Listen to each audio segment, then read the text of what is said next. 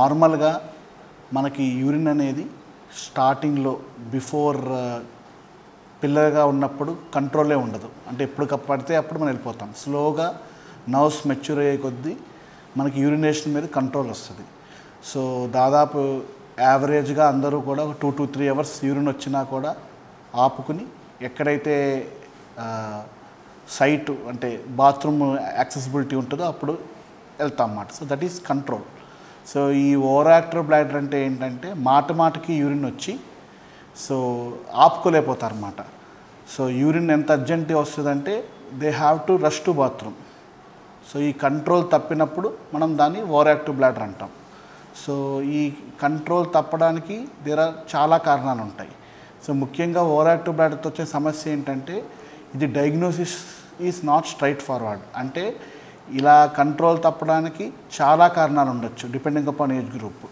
Like infections వల్ల రావచ్చు, లేకపోతే స్టోన్స్ ఏదైనా ఉన్నా రావచ్చు, లేకపోతే ఇన్ఫెక్షన్ తగ్గిపోయిన తర్వాత రావచ్చు, లేకపోతే ఆడవాళ్ళు అయితే ఎవరికైతే పోస్ట్ మెనోపాజల్ గ్రూప్లో ఈ హార్మోన్ చేంజెస్ వల్ల రావచ్చు, అలాగే ప్రోస్టేట్ ప్రాబ్లం ఉన్న వాళ్ళ కూడా రావచ్చు.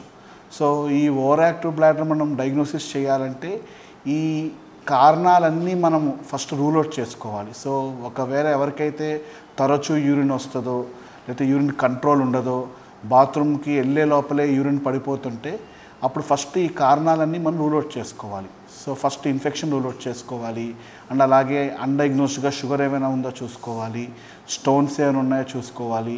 మగవాళ్ళలో అయితే 50 years పైన అయితే ప్రోస్టేట్ ప్రాబ్లం ఏమైనా ఉందో చూసుకోవాలి. ఆడవాళ్ళలో అయితే ఏదైనా ఎవరికైతే మెనోపాజ్ వస్తుందో అక్కడ హార్మోన్ చేంజెస్ వల్ల దార సన్నబడుతుంది.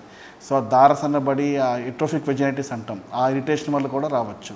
సో ఇవన్నీ రూల్ అవుట్ చేసుకుని ఇవన్నీ నెగిటివ్ అయ్యి తరచూ యూరిన్కి వెళ్ళి ఇబ్బంది వస్తుంటే అప్పుడు మనం ఓవర్ యాక్టివ్ బ్లాడర్ డయాగ్నోస్ చేసుకోవచ్చు. సో కామన్గా ఈ ఓవర్ యాక్టివ్ బ్లాడర్లో ఏంటంటే పర్సన్కి ప్రతి 1 అవర్కి ఆర్ 2 అవర్స్కి యూరిన్కి వెళ్ళాలనిపిస్తుంది. దీనికి ఏమీ స్పెసిఫిక్ లిమిట్ ఏం లేదు. ఇంకా చెప్పాలంటే ఆ పేషెంట్కి ఇబ్బంది అవుతూ ఉంటుంది అన్నమాట. సో ఇప్పుడు కొన్ని మంది రోజుకి డే టైంలో 10 or 11 times వెళ్ళినా కూడా ఇంట్లోనే ఉండి బాత్రూమ్ యాక్సెసిబిలిటీ ఉంటే అది ఇబ్బంది ఉండకపోవచ్చు. అదే ఎవరైతే జాబ్ చేసుకుంటున్నారో వాళ్ళకి ఫ్రీక్వెంట్గా వెళ్ళడానికి అది ఇబ్బంది అవుద్ది. సో అలా ఇబ్బంది ఉన్నప్పుడు మనం దాని ఓవర్ యాక్టివ్ బ్లాడర్ ఈ కారణాలన్నీ రూల్ అవుట్ చేసుకుని మనం ట్రీట్మెంట్ ఇవ్వాల్సి వస్తుంది.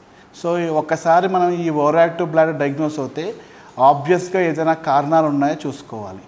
ఆబ్వియస్ కారణాలు ఏంటంటే రీసెంట్గా ఇన్ఫెక్షన్ వచ్చి ఏమైనా తగ్గిందా.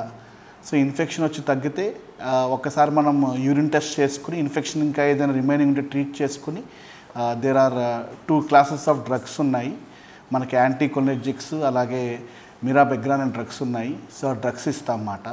ఇచ్చి ఎక్స్పెషల్లీ కొంచెం ఏజ్ ఉన్న వాళ్ళు ఏంటంటే వాళ్ళు కొంచెం హెల్దీ బ్లాడర్ హ్యాబిట్స్ మెయింటైన్ చేయాలన్నమాట. సో హెల్దీ బ్లాడర్ హ్యాబిట్స్ అంటే ఏంటంటే ఒకేసారి వాటర్ ఎక్కువ తీసుకోకూడదు. సో చాలామందికి పొద్దున్నే లేవగానే ఒకేసారి 2 liters or 1 liter వాటర్ తాగితే కానీ మోషన్ రాదు అన్నట్టుగా ఒక ఫీలింగ్ పెట్టుకుని దే డ్రింక్ ఒకేసారి లీటర్ తీసుకుంటారు. అది అవాయిడ్ చేస్తే మంచిది. సో వాటర్ ఎడిక్వేట్గా అంటే తగినంతగా ప్రతి గంటకి 1 glass, ఇంకా దాహం వేస్తుందంటే ఇంకో గ్లాస్ అది తీసుకోవాలి. అండ్ అంతేకాకుండా ఎవ్రీ గంటన్నరకి ఎస్పెషల్లీ ఎవరికైతే షుగర్ ఉందో వాళ్ళు గంటన్నరకి వాళ్ళంతకు వాళ్ళే యూరిన్కి వెళ్ళిపోవడానికి చూసుకోవాలి. అండ్ వెళ్ళిన ప్రతిసారి లోపల ఏమైనా మిగిలినట్టుగా అనిపిస్తే అక్కడ ఆగి రెండోసారి కూడా వెళ్ళిపోయేట్టుగా చూసుకోవాలి. అండ్ నైట్ టైం వాటర్ తగ్గించుకోవాలి. అండ్ మోషన్ ఫ్రీగా వచ్చేలా చూసుకోవాలి. అండ్ సాధ్యమైనంత వరకు కొంచెం కాఫీ, టీ లాంటివి అవాయిడ్ చేస్తే బెటర్. అండ్ చలికాలంలో కోల్డ్ ఎక్స్పోజర్ కూడా తగ్గించుకుంటే బెటర్. సో ఈ విధంగా మనం జాగ్రత్తలు తీసుకుంటే మనకు అంత ఇబ్బంది లేకుండా ఉండే అవకాశం ఉంటుంది.